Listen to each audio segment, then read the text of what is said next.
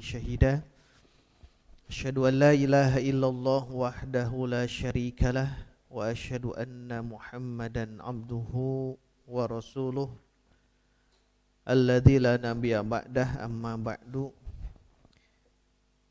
فقال الله تعالى في كتابه الكريم أعوذ بالله من الشيطان الرجيم وليس الذكر كالأنثى Al-Ayah.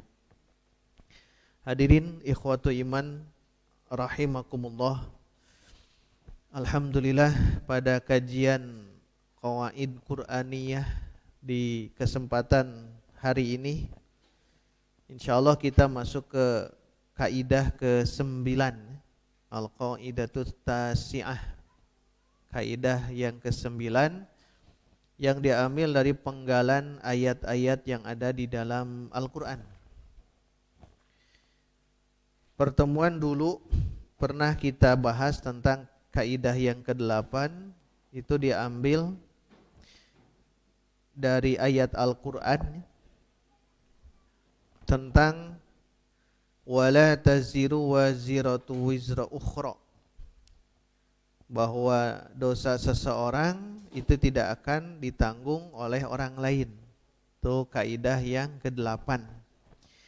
Sekarang kaidah yang baru yaitu kaidah 9, diambil dari penggalan ayat surah Ali Imran ayat 36. Kalau bermula dari 35 diambil dari ayat 36 surah Ali Imran.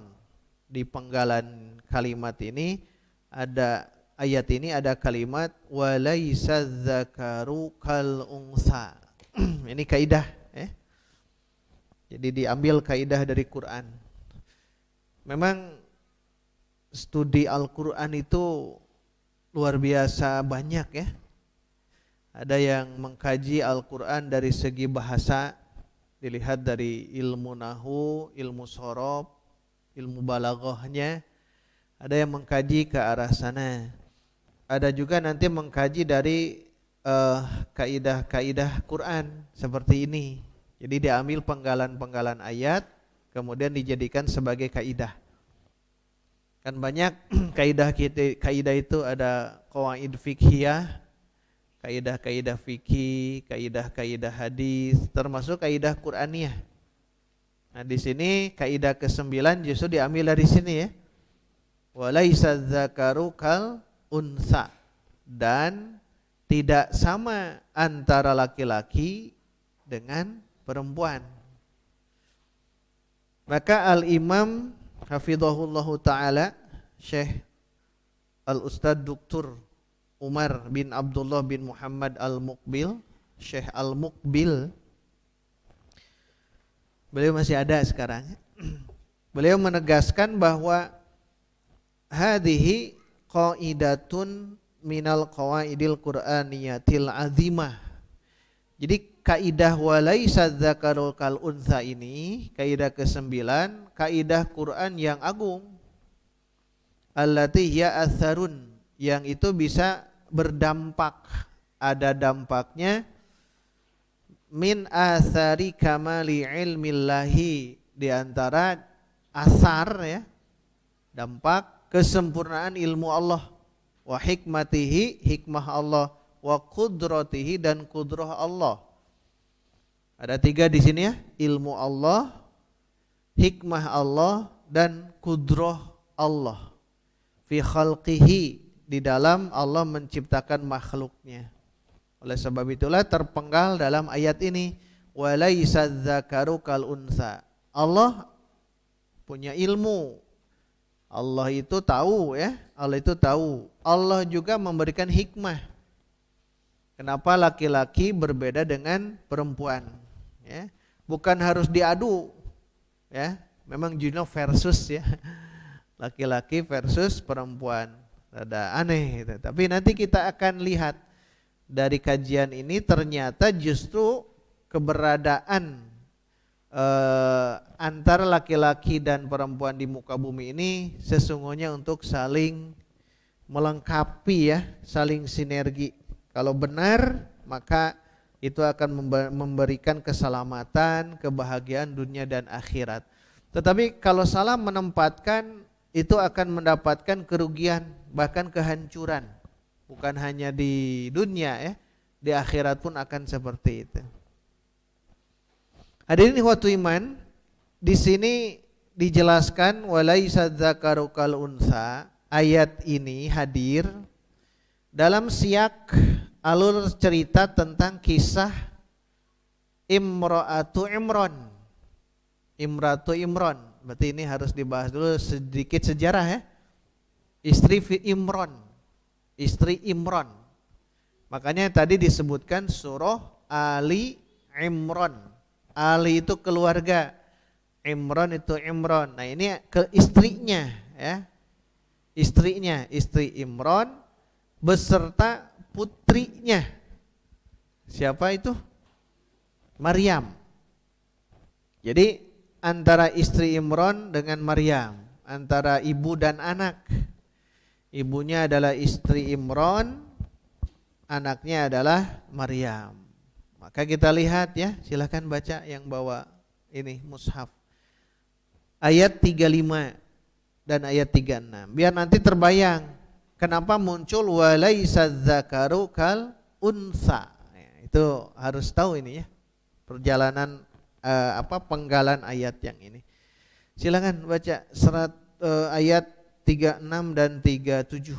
35 dan 36-nya.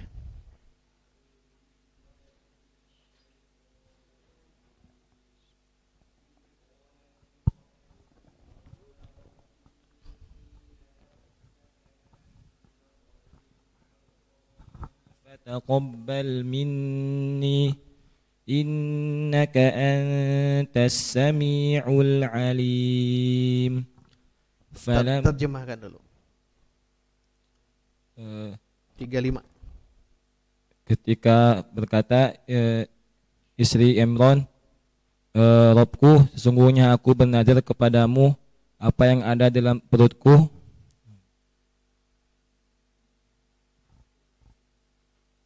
Ingatlah ketika istri Imran berkata, wahai Tuhanku, sesungguhnya aku menazarkan kepadamu apa yang ada di kandunganku murni untukmu berkhidmat di Baitul Maqdis, maka terimalah nazar itu dariku. Sesungguhnya engkaulah yang maha mendengar lagi maha mengetahui.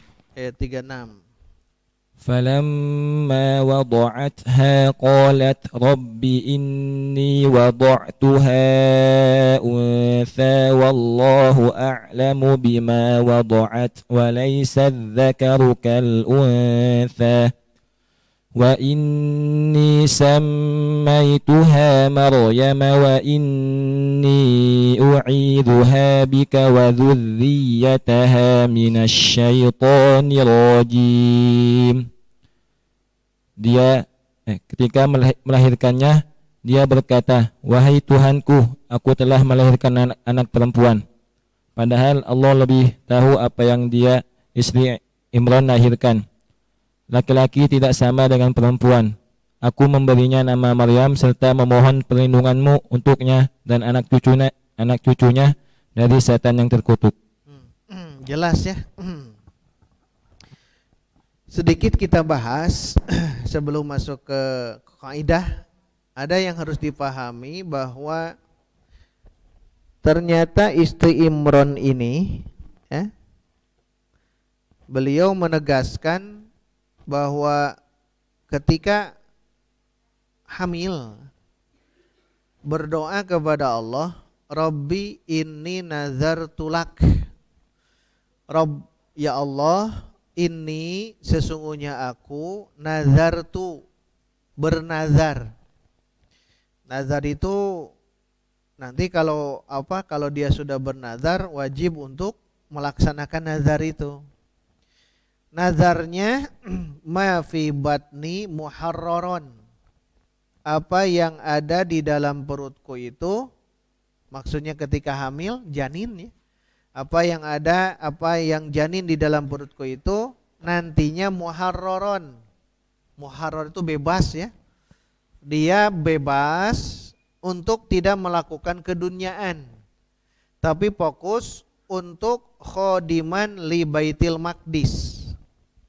Jadi untuk membantu ya, seluruh hidupnya itu untuk Baitul Maqdis. Baitul Maqdis di mana?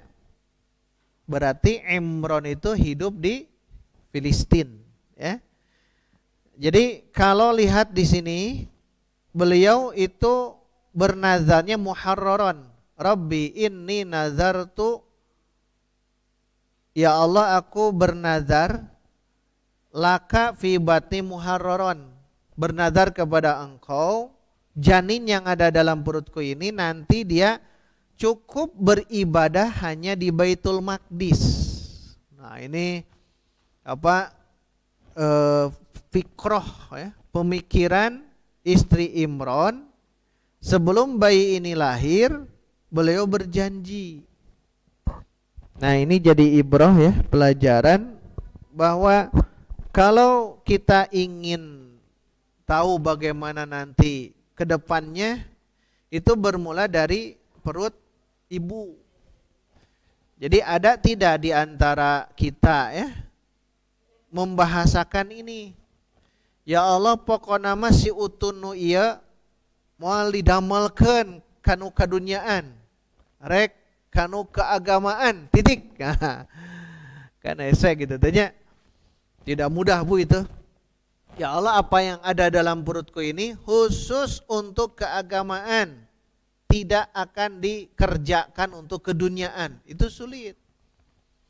Itu sulit. Oleh sebab itulah kenapa nanti ya istri Imron ternyata ketika bernazar seperti itu dan memohon untuk dikabulkan permintaannya, fataqabbal minni, karena Allah itu As-Sami Al-Alim, innaka antas sami'ul alim, maha mendengar, maha mengetahui.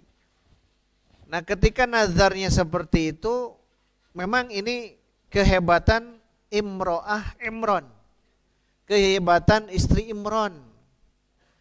Makanya kan kalau mengambil pelajaran bagaimana sosok Nabi Isa, memang bermulanya di sini. Bermula harus di sini dulu, istri Imron ya. Jadi Imron dengan istrinya, nah istrinya ketika beliau hamil bernazar, kelak nanti kalau lahir bayi ini tidak akan dipekerjakan untuk keduniaan, khusus di Baitul Maqdis. Lamun ayeuna mah khusus di Baitur Rahman.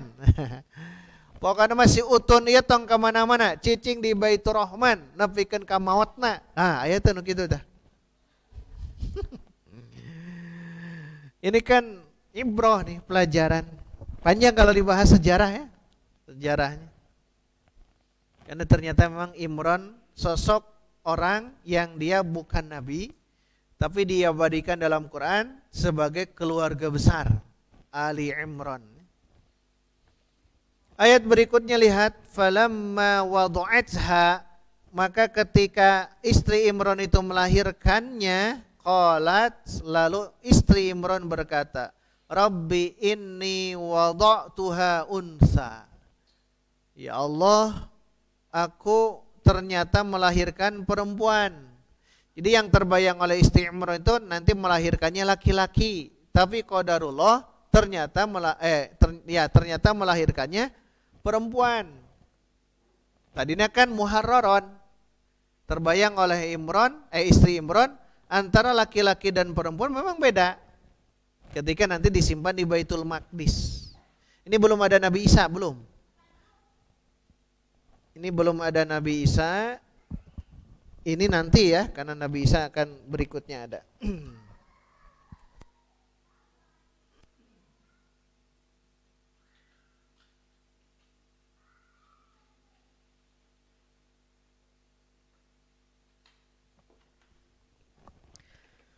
Kalau kita perhatikan, istri Imron pun ketika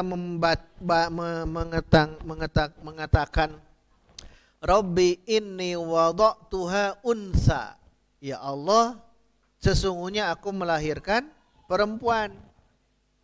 Wallahu a'lamu bima wada'at, Allah itu maha tahu apa yang dilahirkan oleh istri Imron.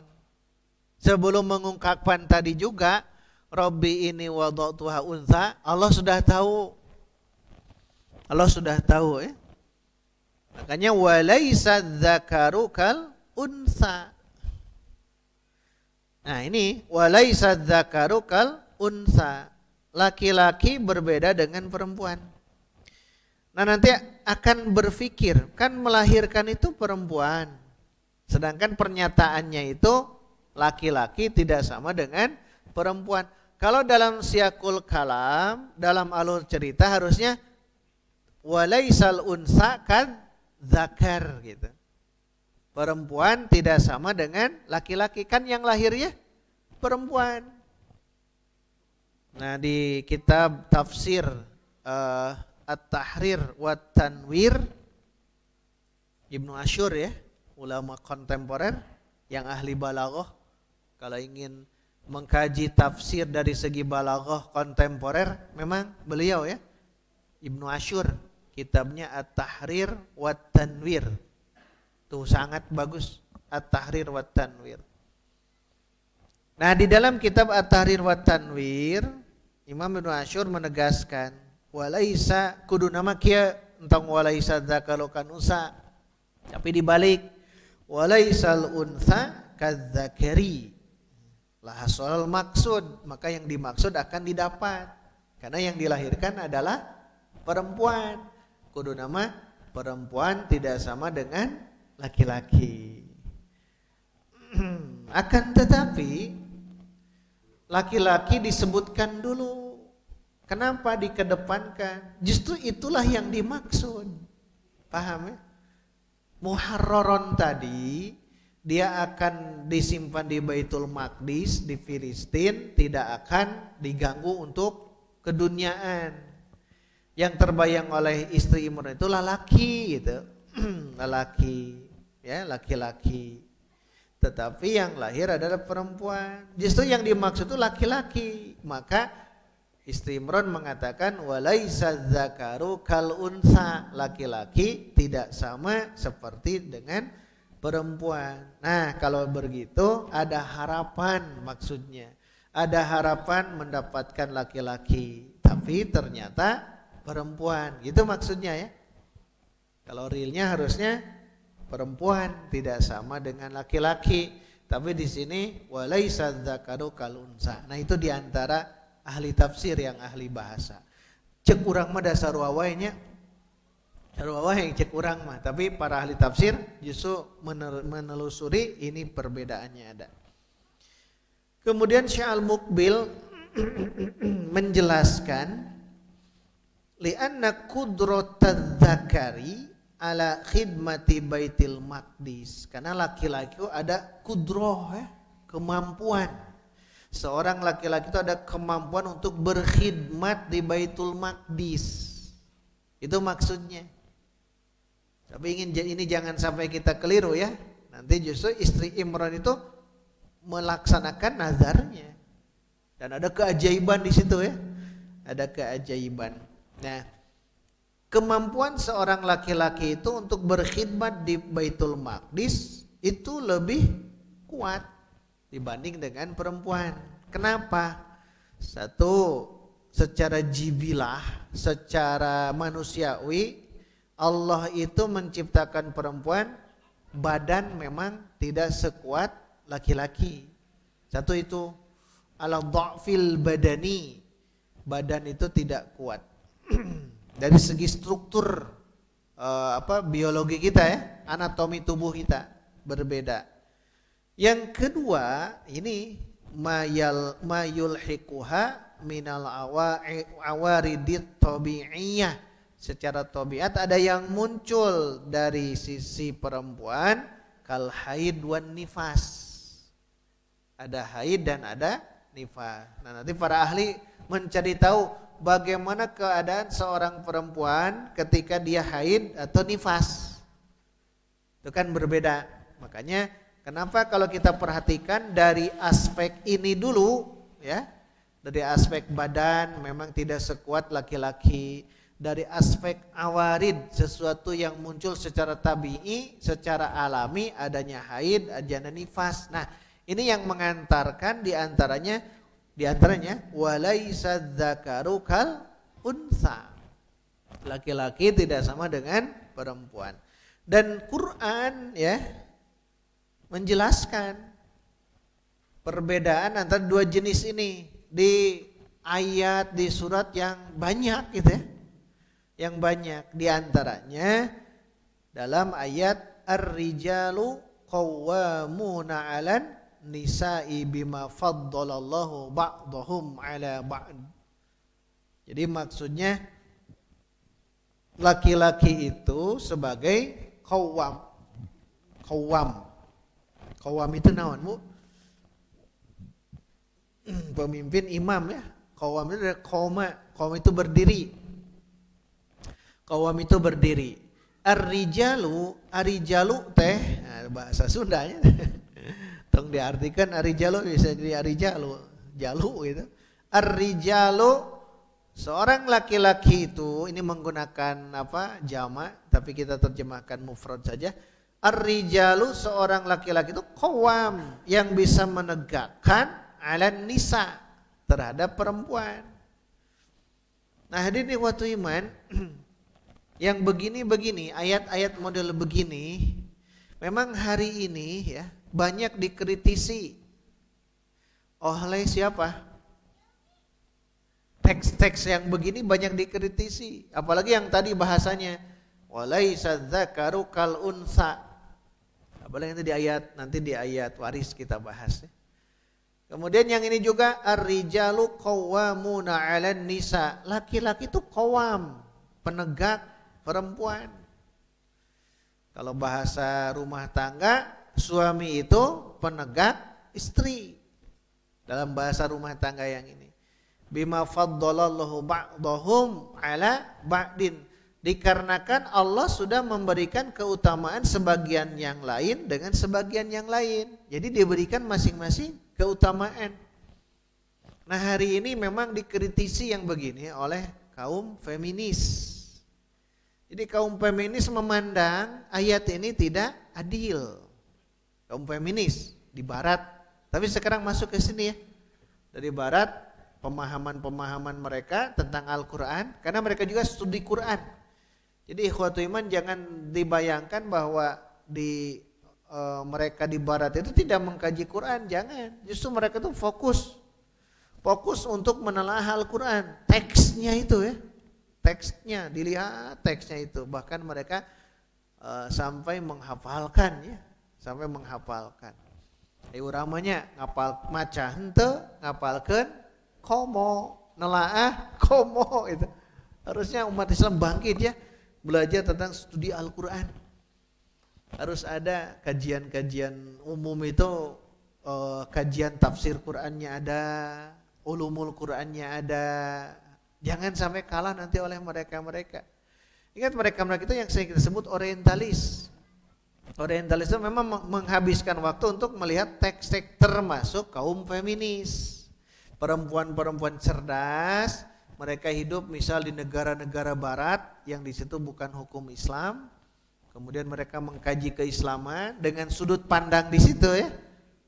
Tidak menyeluruh, sehingga disimpulkan bahwa perempuan orang Arab tidak boleh keluar rumah. Kesimpulannya ya, perempuan Arab tidak boleh, karena ke Arab nantinya. Perempuan nyorotnya ke sana. Perempuan-perempuan Arab tidak boleh keluar rumah, tidak boleh berhubungan dengan sosial. Kan begitu ya di ininya.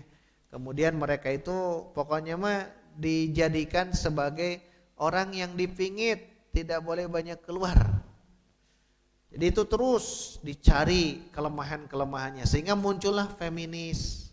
Kaum feminis yang nanti melihat setiap kejadian-kejadian di masyarakat, di dunia ya, di dunia ternyata banyak yang namanya perempuan jadi korban.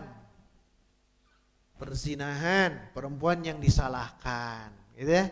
Kemudian apapun yang dilakukan itu banyak yang disalahkan kepada perempuan, termasuk bab warisan, termasuk bab yang lain, sehingga kaum feminis sekarang mereka itu akan mengantarkan ke sana. Kan perbedaannya kalau di Indonesia dengan di luaran sana, di luar sana sudah berani untuk mengoprek tentang ayat-ayat keperempuanan, sudah berani untuk seperti itu, ngoprek-ngoprek isi yang ada di dalam Quran. Teksnya tetap, tapi konteksnya itu tambahan saja. Kalau di kita tidak, paling juga meminta keadilan ya. Kaum perempuan minta keadilan. Kenapa banyak disalahkan perempuan gitu. Padahal lupa ya, Islam itu justru sangat menghormat. Islam itu sangat menghormat perempuan. Betapa tidak hadirin waktu iman, kalau dulu perempuan itu kan di zaman Arab jahiliyah dikubur hidup-hidup, wa'dul banat bahasanya. Wa'dul banat di ruang krepes gitu. Ketika hidup langsung dikuburkan, hidup-hidup, dan itu banat, bintun, anak perempuan. Betapa ininya ya, tidak terhormat ya, terhinanya perempuan di Arab jahiliyah saat itu. Tapi muncul Islam justru diangkat. Nah, lupa mereka itu sejarah yang sebenarnya. Karena ingat, seseorang itu memang terbentuk fikrah dari apa yang dia dengar, apa yang dia lihat, dan tentunya salah satu dari apa yang dia baca dan dia telaah. Itu akan terbentuk ke sana. Makanya ayat yang ini ya, ar-rijalu qawwamuna 'alan nisa. Apalagi tentang bab nusyuz. Di sini kan nanti ada bab nusyuz, penggalan ayat ini. Tapi intinya di sini ar-rijalu qawwamuna 'alan nisa. Dengan ayat ini saja sudah cukup. Suami itu yang akan menegakkan seorang istri. Kalau suaminya tidak benar, maka istri menjadi tidak benar. Ini sudah pas sesungguhnya. Kalau memandang cara pandang yang bersih. Tapi kalau cara pandang perasaan, ya akhirnya kenapa harus laki-laki jadi pemimpin? Kan perempuan juga boleh jadi pemimpin dengan kekuatan perasaannya. Nah, gitu kan akhirnya. Karena memang begitulah kalau diberikan kebebasan dalam hal-hal seperti ini.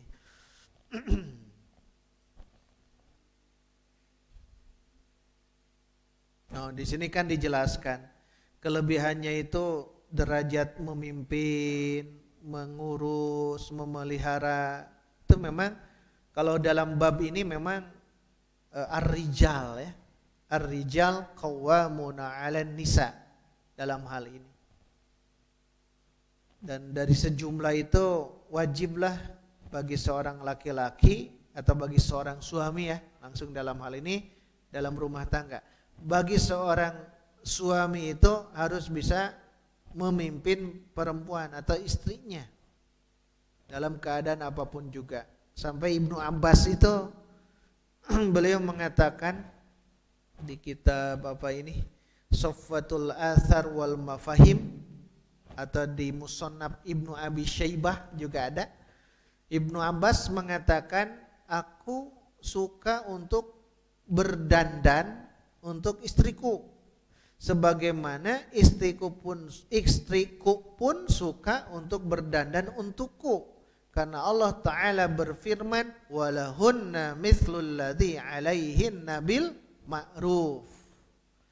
Dan bagi mereka seperti apa bagi mereka mendapatkan ma'ruf. Maksudnya apa? Jadi ingin sama seperti itu dalam hal ini.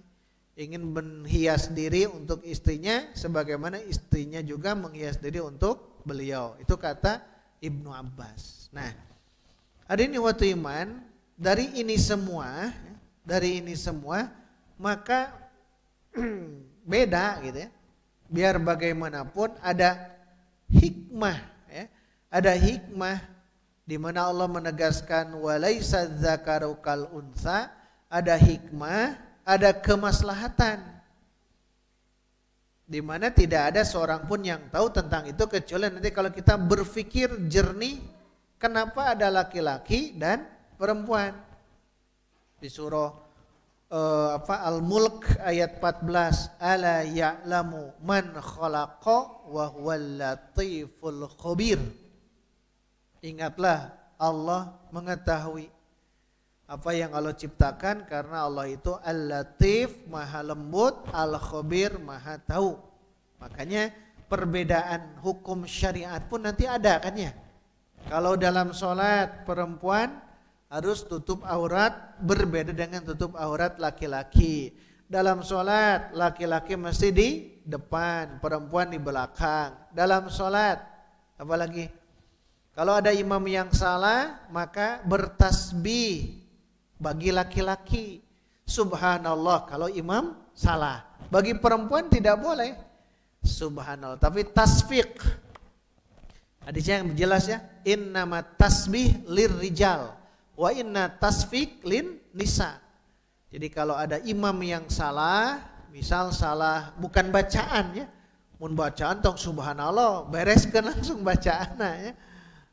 Misalkan qul huwallahu ahad, cicing heula tong subhanallah suntong ya. Bacaan mah langsung diluruskan. Allahus somad baru luruskan. Kalau bacaan.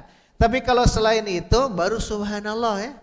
Itu bagi laki-laki. Sedangkan tasfiq, safako, tasfiq itu sofako bertepuk tangan. Tepuk tangan. Jadi kalau ada perempuan tepuk tangan, tong tepuk tangan pramuka tong ya. Tepuk tangan gitu.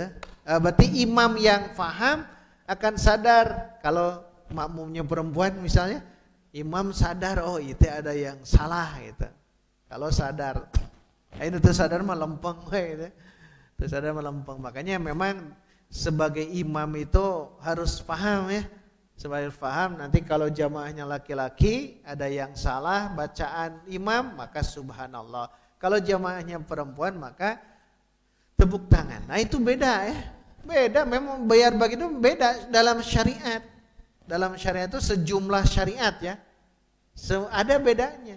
Tapi intinya kan sama ya, sama-sama beribadah. Wa ma khalaqtul jinna wal insa illa liya'budun. Man kana yu'minu billahi wal yaumil akhir wa huwa mu'minun falanuhyannahu hayatan thayyiban min dzakarin aw unsa. Laki-laki, perempuan, orang mukmin dia melaksanakan keimanan dan amal soleh, Allah akan memberikan kehidupan yang abadi yang bahagia. Nah, jadi apa hikmah gitu?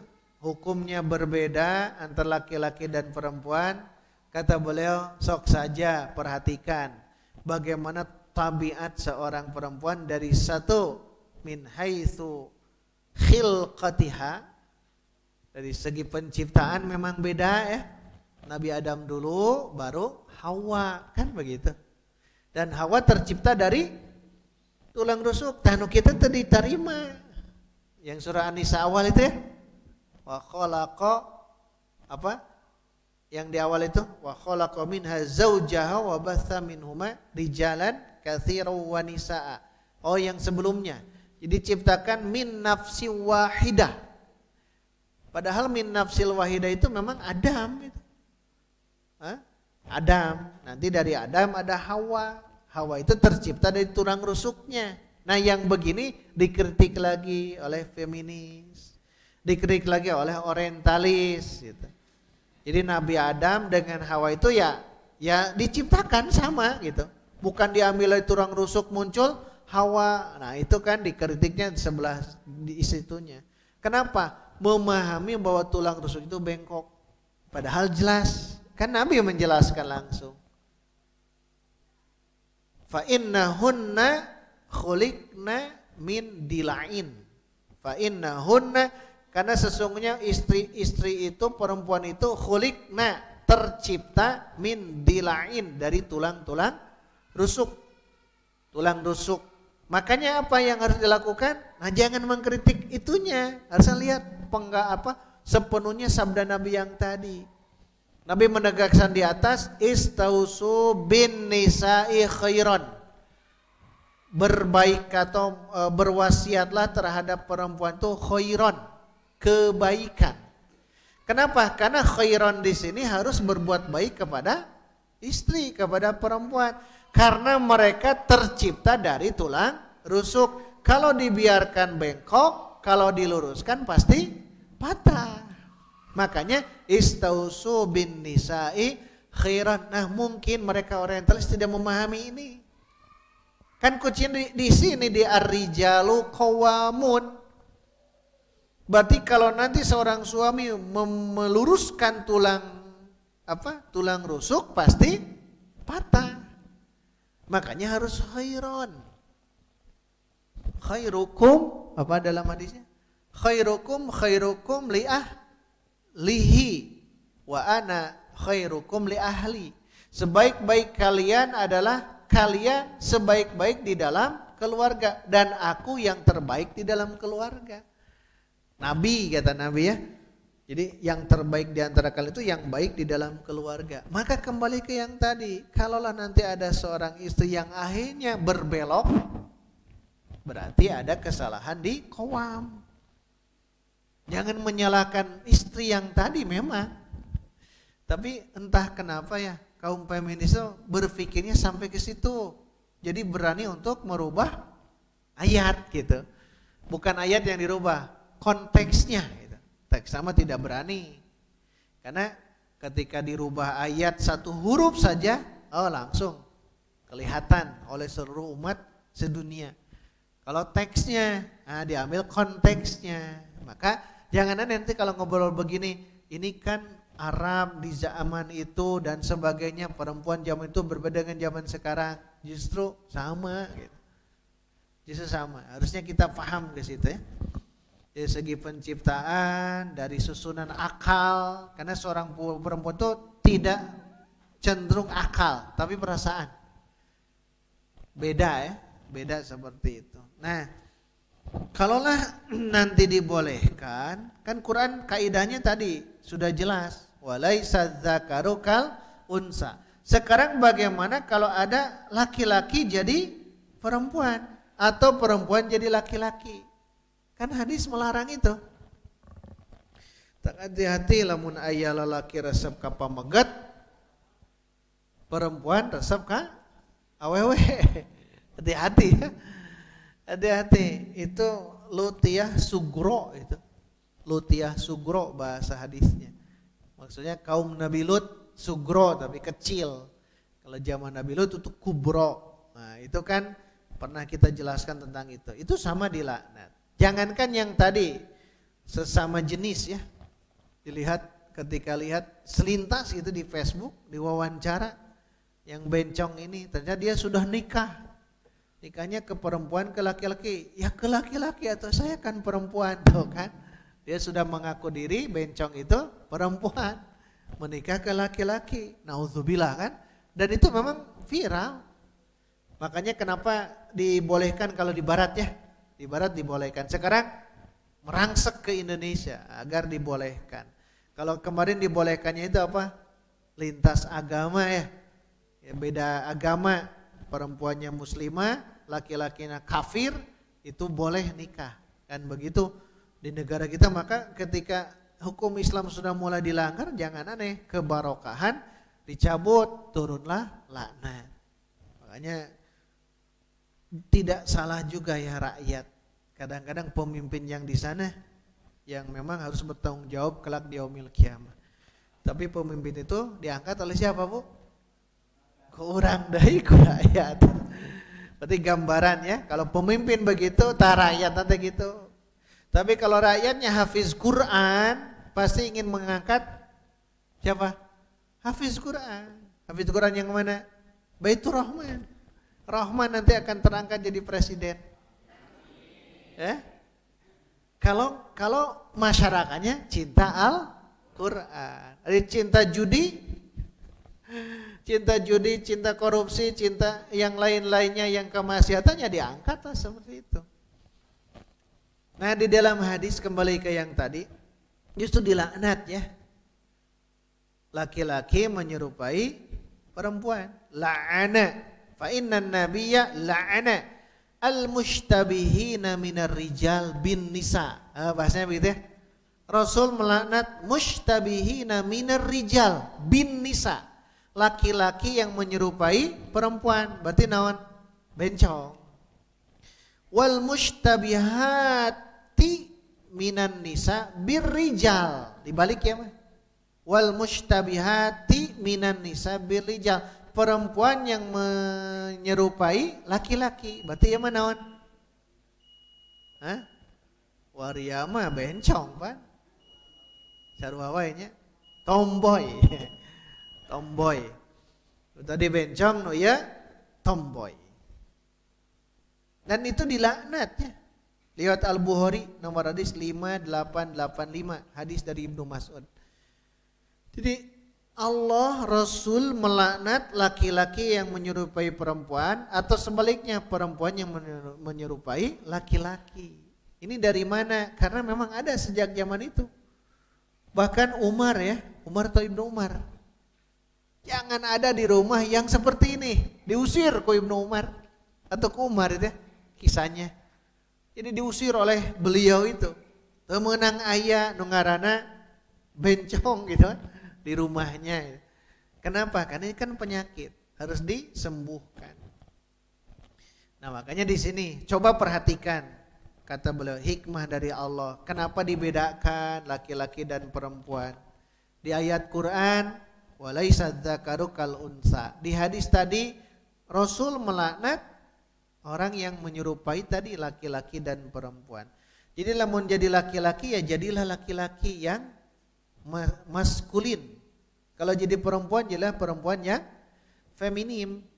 Makanya nanti kalau ada anak sudah mulai balik, nah dalam tarbiyatul aulad, nah harus dia itu kalau kecenderungan suka ke lawan jenis, nah itu sudah normal.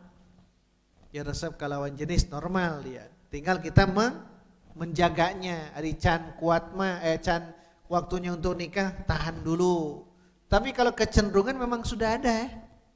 Ibu bapak nanti kalau lihat anak kita sudah mulai balik, resep ke lawan jenis, nah itu satu positifnya memang ada. Tong dikieu teu meunang cenah, teu meunang, tungtuna mah mun teu meunang ka laki, berarti kudu ka awewe kan gitu. Harus diberikan pemahaman tarbiyatul aulad ini ya. Wajar, itu wajar, tapi kita redam dengan belajar dulu, dengan ini dulu, dengan sudah waktunya bismillah. Karena memang akan ada kasus-kasus yang dimana seperti Lutiah Sugro akan ada kasus seperti itu. Yang lebih parah itu ada manusia yang menyukai binatang. Resep kasato teh gitu. Nya jinah jeung sato. Makanya sahur Nabi kedah kumaha? Qatalal fa'ila wal maf'ul bih.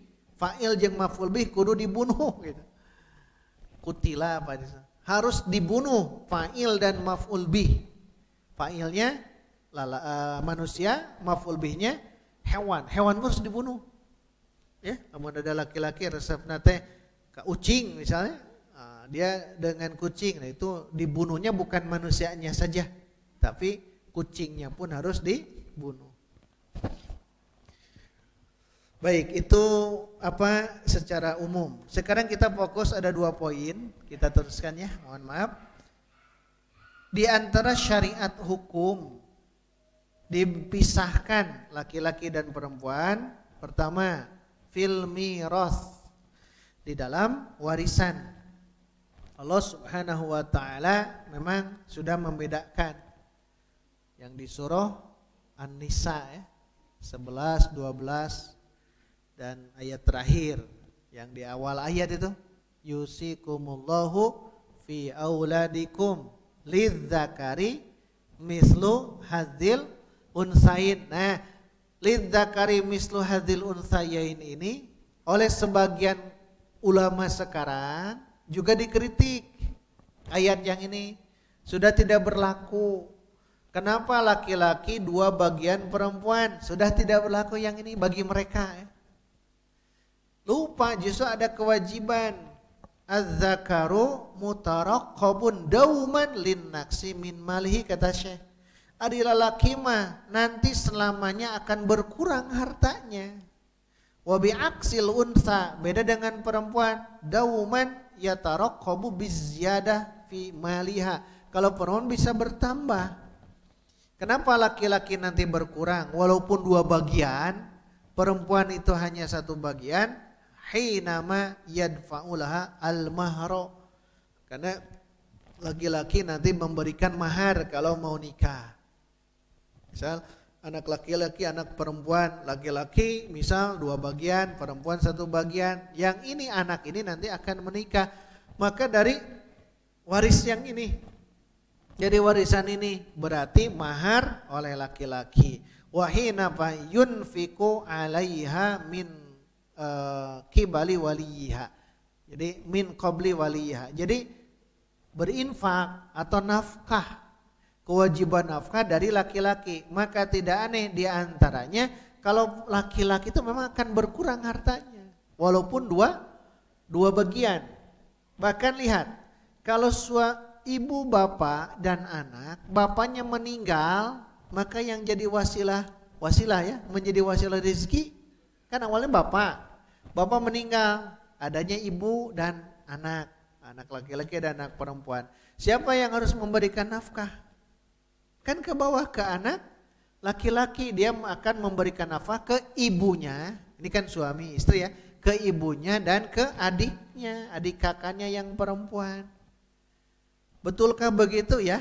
Karena dia laki-laki, dia seorang laki-laki, maka harta akan berkurang.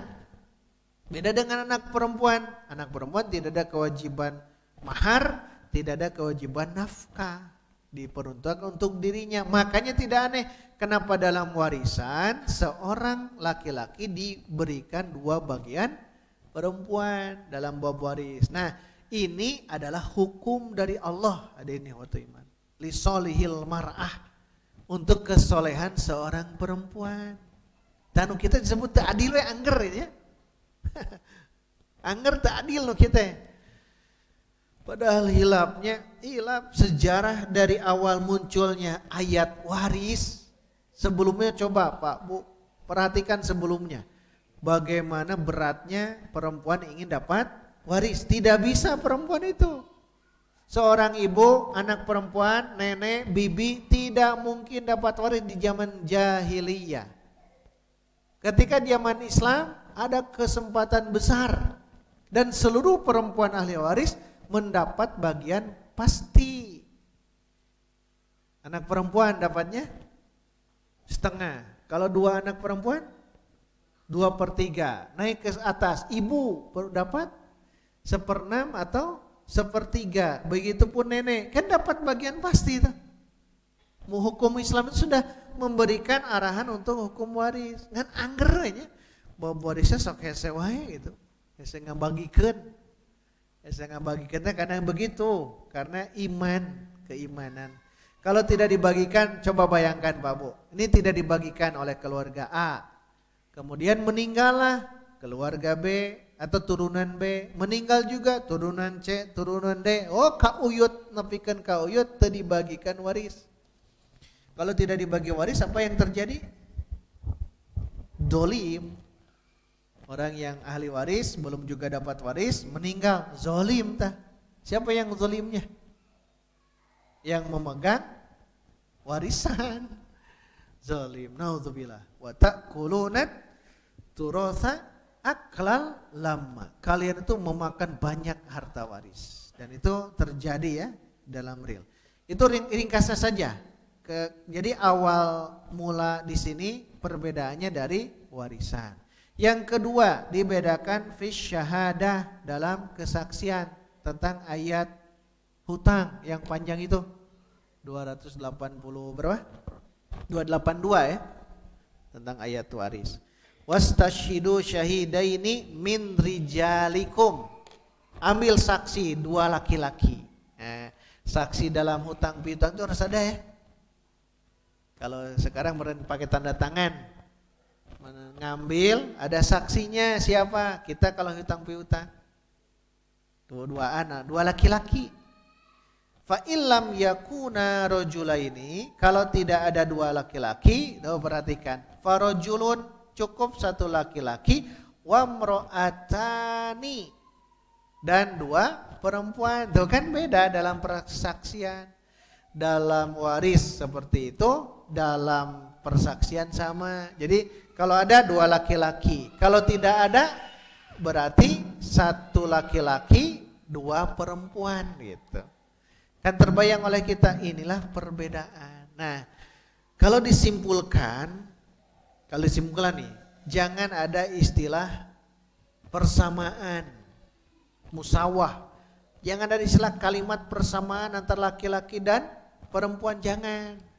Kalau mau al-adlu, keadilan. Innallaha ya'muru bil adli wal ihsan. Allah memerintahkan keadilan, harus adil. Adil itu bukan sama rata. Kalau musawah sama rata. Makanya berat nanti ya, kalau seorang perempuan nanti kerjanya ya kerja laki-laki diganti oleh perempuan yang kerja-kerja berat, kan itu tidak adil. Zolim terhadap perempuan. Makanya bukan musawah, bukan persamaan gender, bukannya, bukan persamaan itu, tapi yang harus muncul adalah keadilan. Itu saja, cukup keadilan. Karena kalau nanti dengan keadilan, laki-laki akan beramal sesuai dengan fitrah laki-lakinya, begitupun juga perempuan. Karena dua-duanya sudah ada tugas masing-masing. Dan di situ ingin dijelaskan bahwa semuanya untuk kesolehan laki-laki atau kesolehan perempuan. Di depannya ada perkataan orang-orang barat, tapi tidak kita bacakan ya. Orang-orang barat bagaimana komentar-komentar tentang keperempuanan, feminis. Tetapi cukup untuk kita pahami bahwa memang dalam Quran menegaskan walaisa dzakaru kal unsa. Tetapi dalam bidang ibadah semuanya diberikan kewajiban ibadah. Tapi mungkin ada syariat-syariat tertentu yang berbeda. Nah, akan tahu kalau kita terus menggali dan mengkaji apa perbedaan-perbedaannya, itu silakan digali dikaji dari syariat Islam. Dan juga perbedaan tadi, adanya waris, adanya kesaksian dan lain sebagainya, itu memang oleh Allah dibedakan. Itulah sebabnya kenapa Imro'ah atau istri Imran mengatakan walaisa dzakaru kal untha, laki-laki berbeda dengan perempuan. Maka ini harus jadi pelajaran. Fahal mim muddakir, kata beliau, adakah yang bisa mengambil pelajaran dari penggalan kalimat walaisa dzakaru kal untha. Demikian yang dapat kita bahas pada pertemuan malam hari ini. Insyaallah di pertemuan berikutnya di Kamis pertama kita masuk kaidah ke-10. Biar sudah paham, nanti dilihat surah Al-Hajj ya, ayat 4, kaidah ke-10, walanansurannallaha mayyansuruh. Aqulu qouli hadza wa astaghfirullah li wa lakum walhamdulillahirabbil alamin. Wassalamualaikum warahmatullahi wabarakatuh.